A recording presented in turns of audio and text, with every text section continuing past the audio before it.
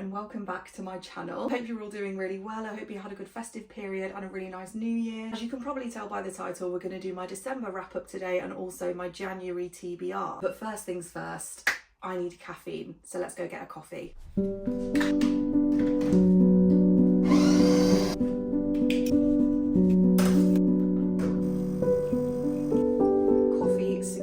I got that coffee machine for Christmas and I am so obsessed with it. I've wanted a proper coffee machine for years, and I said this year that when we get our kitchen done, I am getting one, and I got one for Christmas. So happy. Okay, so let's talk about the books that I read in December. I managed to read 5 books in total. A bit of a weird month. Some of them were highly rated and some of them weren't. The first book that I read was The Once and Future Queen by Paula Lafferty. So this is kind of like a romantasy based a little bit on Arthurian legend, so it's kind of like a reimagining of Arthur and the Knights of the Round Table. I was so excited to read this book because it's just so up my street. I love anything to do with the Arthurian legend, which is also why I really love the Legendborn cycle. But I ended up giving The Once and Future Queen 3 stars, and I did struggle with my rating of this one because I kind of enjoyed it, but then I did have a lot of issues with it. So it starts in the modern world and then we travel back to medieval times, and one of the things about this book is it just shows how fun writing can be. Like, you can literally reimagine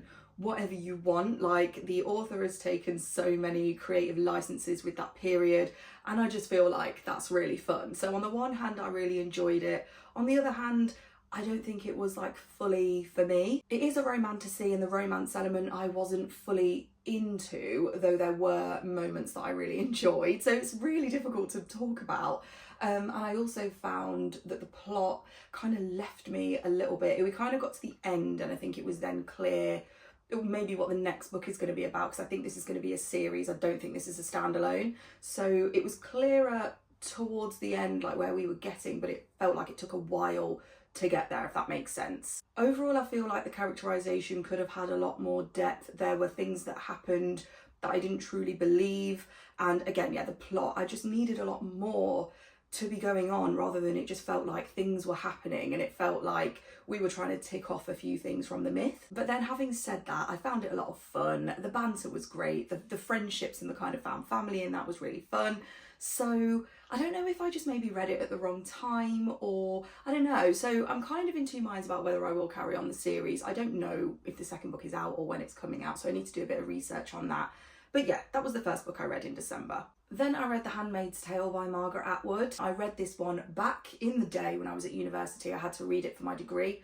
So I read that when I was about 19 years old and I gave it 5 stars then. This completely blew me away, and it did blow me away a second time, but kind of for different reasons. So I did give this one 5 stars again. It holds its rating for me. I feel like everybody is familiar with the story of The Handmaid's Tale. You may have come across it if you've read the book or if you've seen the series. I've not actually finished all of the series. I feel like I watched the first few and I might be 2 series behind, but I did enjoy it actually when I was watching it. So yeah, I feel like everyone should know what this is about. But essentially, this is a dystopian novel or a speculative fiction, and it takes place in an area called the Republic of Gilead, which is what America has become. So it takes place in the not so distant future, and the whole government, the whole infrastructure of America has completely changed. It sees people being put in certain roles, and specifically it really focuses on the reduction of the role of women down to their sort of basic level of reproduction. It is so incredible, and I remember when I read this the first time round, I had no idea what it was about. And I was reading it and I was just shocked and I was angry and all of those emotions. And then the second time round, I didn't really have that because I knew what the story was. So I was in a different position, and as such, I was able to focus a bit more on the writing, on the main character narrative and their internal dialogue and monologues.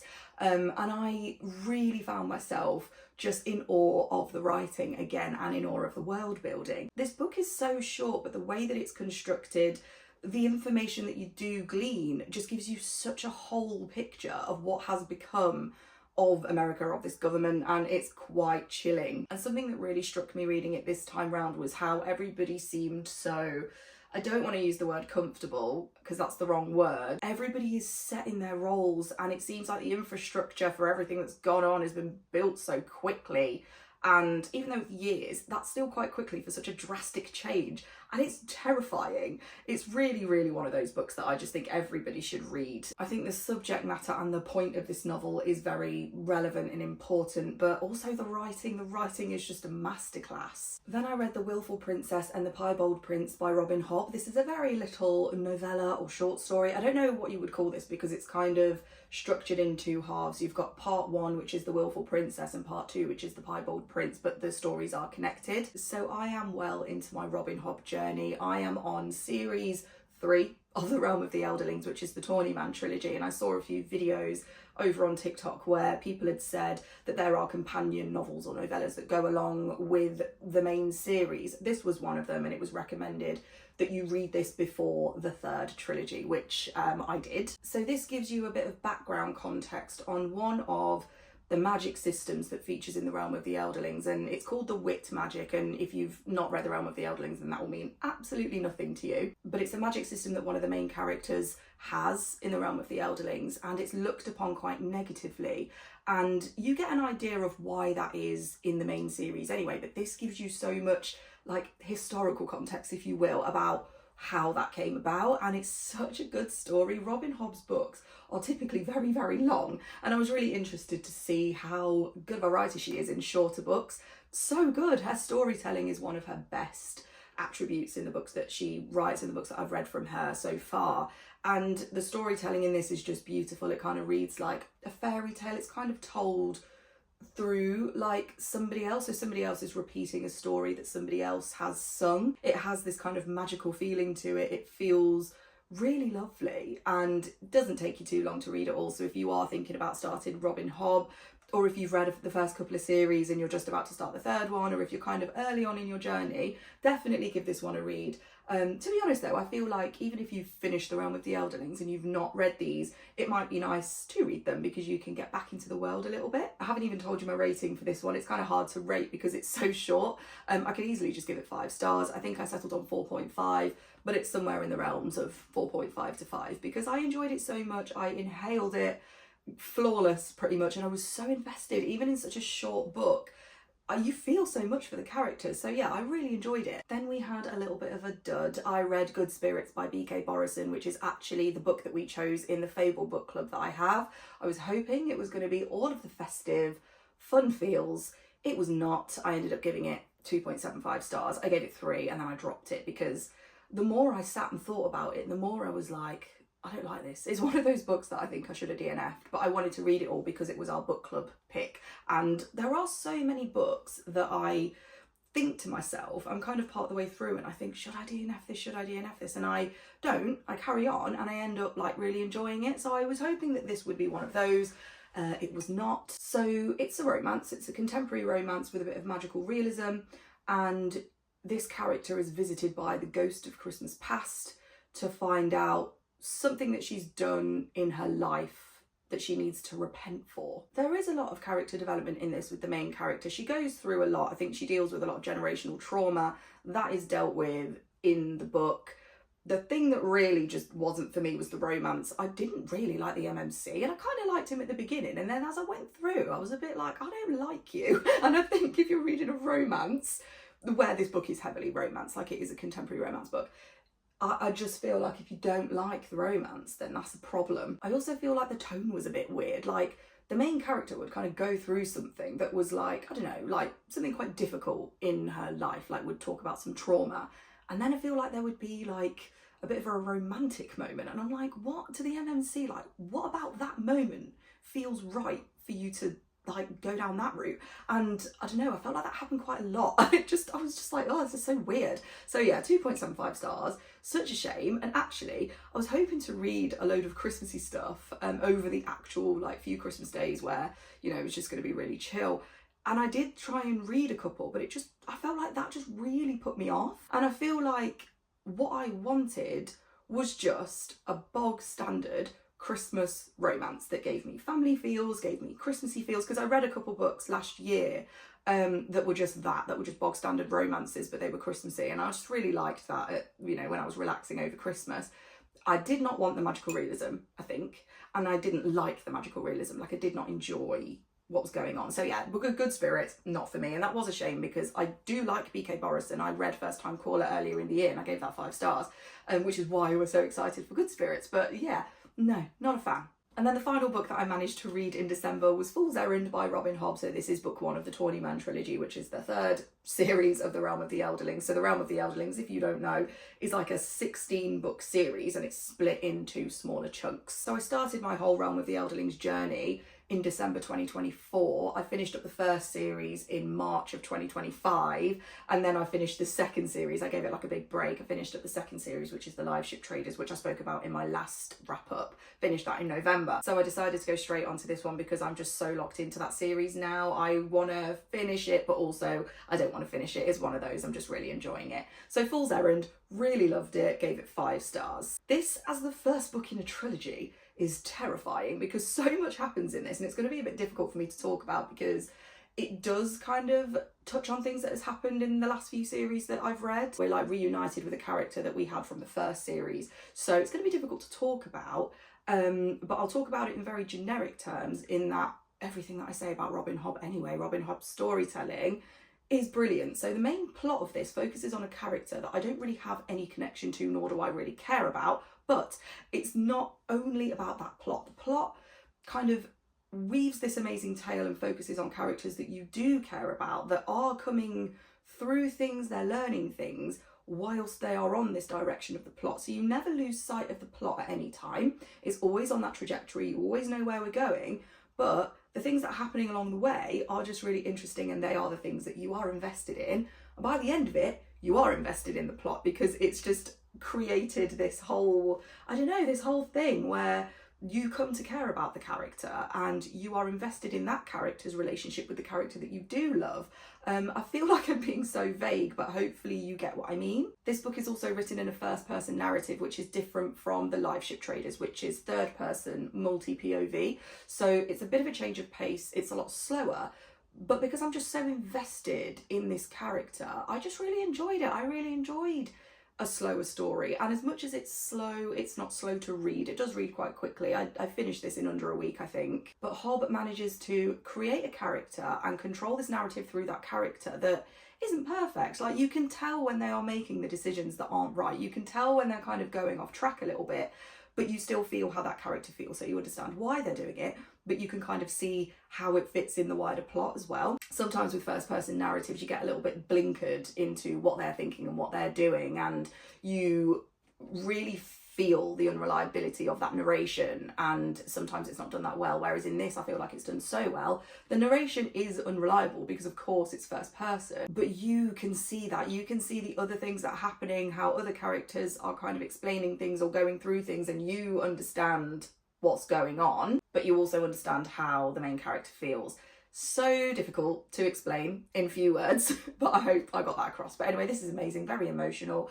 I was like, the last 200 pages I completely inhaled. I don't think I've read anything so fast. Really enjoyed it. So those are all the books that I read in December. I did start a book after reading Fool's Errand, and that was The Will of the Many by James Islington. That was a reread for me. I'd read that one in 2024. I did want to reread it earlier in the year because the second book did come out in like November, I think, of 2025. But I just didn't get around to doing it, and I still haven't got around, obviously, to reading that second book, which is why I'm rereading the first one, so that I can maybe read that second one in February. So I didn't quite finish that book in December, but I did manage to finish that book on like the 2nd of Jan. So it kind of is in limbo a little bit. It's neither in a wrap-up or a TBR. But yeah, I really enjoyed it. I actually forgot quite a lot about the end of The Will of the Many. I think because I was just so like stressed when I was reading it the first time. I remember exactly how it ended, but then there was like a lot of chapters that I seemingly have forgotten, so I'm really glad that I reread that actually in preparation for the second book. So in terms of my January TBR, the first book is my current read, which is Hamnet by Maggie O'Farrell. I've only ever read one other book by Maggie O'Farrell, and that was at university as well, and it was My Lover's Lover. And I remember really liking it, but I remember everybody in my class didn't. And I was like, oh, this is awkward. And so I haven't read anything by her since then. I wanted to read this because I saw the film was coming out. I saw the trailer. It looked amazing. And I didn't realise that it was a book until I'd started seeing people talk about it. And I was like, okay, well, I really want to watch the film, but I think I want to read the book first, especially because I was kind of familiar with the author a little bit. I was like, oh yeah, that'll be a good one to read. It's a historical fiction. and it's set in the 1500s and it's amazing. I started this on the 3rd of Jan, and I'm already like 216 pages in. I'm inhaling it. I love it. The writing's lovely. The story is really gripping. It's kind of like a dual timeline. And every time I finish one chapter, I just need to read the next one. It's really, really good. It feels very soft, very poetic, very magical in a way. But it does also deal with very, real relationships and real people. So it feels really good. I feel like I might finish that one this weekend if I can. The next book on my list is The Second Death of Locke by V.L. Bovalino. So this is actually our Fable book club pick. So I've got a book club on Fable. If you do want to join us, go ahead to Fable. It's free to download. You can just search for Alina's Library, and the book club is called Alina's Book Club because I'm so creative with names, clearly. But we're reading that one for January. I believe this one is a romantasy, and I think it's like a knight dynamic, but I think the knight is a female. I don't know much else about it. I don't know if this is a series or a standalone, or if it's a standalone but part of an interconnected series. I'm not entirely sure. I think it's fairly new, but I'm really excited to read it. There's a few creators that I follow that have read it and absolutely love it. I struggle with romantasy sometimes because, sometimes it feels really predictable, and I don't know, it just feels really samey. And there are actually a few romantasies that I read in 2025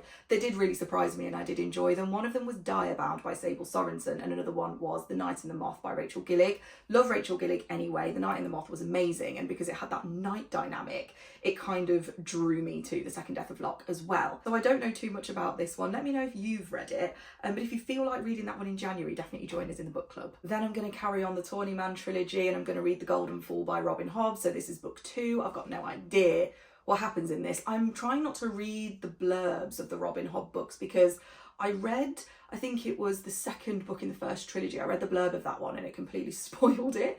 And I just don't want to do that. So don't really know what this one is about. The first book, the end of the first book, did set up a lot of stuff of where we could go in this book. But as for the wider main picture of it, I've got no idea. I make quite a lot of content on TikTok, and everybody on there that has read this series is just keeps saying to me, good luck, have tissues ready, prepare to be emotionally damaged. And I'm like, right, well, great, thanks. Emotional damage apparently is what I'm going to get in this one, but I'm excited for it. What can I say? Then I'm going to read A Witch's Guide to Magical Innkeeping by Sangu Mandana. You may remember in my November wrap-up that I read The Very Secret Society of Irregular Witches, and loads of people recommended me to read the second one. I think it is similar vibes. I don't think it's a direct sequel, so I don't know if we're going to have the same characters, but I think the world is similar, basically our world, but witches are in it. Really excited to read that one. I was very excited to see that it was on Kindle Unlimited.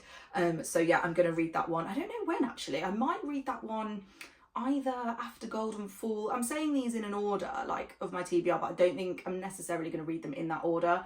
I might read that one next actually once I've finished with Hamnet. I feel like I want something quite cozy. I'm expecting something very cozy, very heartwarming. Loads of people have actually said that this one is potentially better than The Very Secret Society of Irregular Witches, and I loved that book. So yeah, really excited to read that. And then the next book, and I feel like this is the last book for my TBR, is going to be Thorns and Fire by Helen Shura. So this is the second book in the Ashes of Desmar series. I'm trying really hard to just not leave series lingering, because there's loads of series that I've just kind of left halfway and I really need to pick them back up again. There's a few series that I just know I'm not going to finish, but there are some that I really want to, and I just don't want to leave it too long to feel like I've forgotten everything that's happened in the first book. So I read the first book in November, which was Iron and Embers, and I really, really enjoyed it. And again, I feel like, we'll see how The Second Death of Locke goes, because that will set my tone for romantasy. And I think if that's really good and really fun, I'm going to want to read more romantasy. That is how I am at the moment. I'm really into fantasy vibes.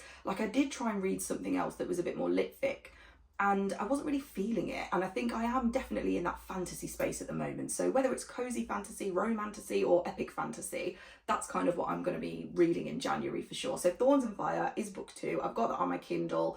And yeah, I'm really excited. I feel like that'll just be fun. I can't remember. No, I can remember. That's really bad if I say I can't remember how it ended. I do remember how it ended. Kind of ended on a bit of a kind of cliffhangery situation. Something quite big happened at the end of that first book. So it'll be interesting to see where we are. What I really like about that series is it does explore a bit of trauma with the characters, and you can really feel that they're trying to work through that trauma. You understand why they have that trauma as well, and the plot seems quite interesting as well in terms of things that are going on in the background, and I really like that it focuses on like alchemy and potions. So yeah, I am looking forward to reading that book. So I feel like that's everything that I kind of officially put on my TBR. I like to have a smaller TBR rather than putting 15 books on there and just never getting to them, because I know that just doesn't work for me. I like to put 4 to 5 books on there, and if I manage to finish them quite quickly, then I can add a few other ones in there. At the rate I'm going, I might be able to squeeze another one in there, and I don't know what that will be. It might just be the Tawny Man trilogy. Maybe I just finish that one and read Fool's Fate. Or I did get an arc at the back end of last year which comes out in February, and it actually would be great for me to read that at the end of January if I can. And that book is Operation Bounce House by Matt Dinnerman. You may or may not have heard of Matt Dinnerman. He wrote the Dungeon Crawler Carl books. I've read 2 of those. You might be able to see them actually. I've got the hardbacks just like peeking out there. But yeah, I've read book 1 and book 2. My boyfriend has like read all of them. All of the ones that are out, he's read them, like he loves them. That's kind of like an RPG style. It's like based on gaming, which makes sense because Dungeon Crawler, like that is what he's doing basically. It is bonkers and it's crazy, and this is the start of his new series, I think. I don't know if this is a standalone. It looks really long actually, and the text is quite small, although it does say only like 430 pages, so it looks a lot chunkier than that, doesn't it? This is similar sort of thing. There's no blurb because it's an arc, there's just that on the back. But I think it's like a similar sort of vibe. I think it's kind of sci-fi, game-based, and completely bonkers. And yeah, I think this comes out in February. It does say February 2026. So if I can fit that one in, I think this is the one that I'll pick up at the end of Jan. So that is everything. They are the books that I've read in December, and they're the books that I'm hoping to read in January. I feel like I've got a really good TBR for January. I just feel really excited about every single one of those books. And yeah, like I said, I'm in very much a fantasy vibe at the moment, and I'm really hoping that those romantasy books are good, because romantasy is kind of where I started. When I started doing social media for books, romantasy was the thing that like really hooked me in, and it's just kind of left by the wayside a little bit. But that being said, I am also really loving epic high fantasy. I feel like I've got a lot of high fantasy and epic big series on my TBR for 2026 as well. So yeah, I feel like the theme of the month is definitely fantasy, and I am so excited to carry on with the Tawny Man trilogy. Before you go, let me know what books you are excited to read in 2026, and don't forget to give this video a like if you liked it, and do subscribe if you want to see more videos from me. But that's it from me. Thank you all so much for watching. Thank you for being here as always, and I will see you in my next one.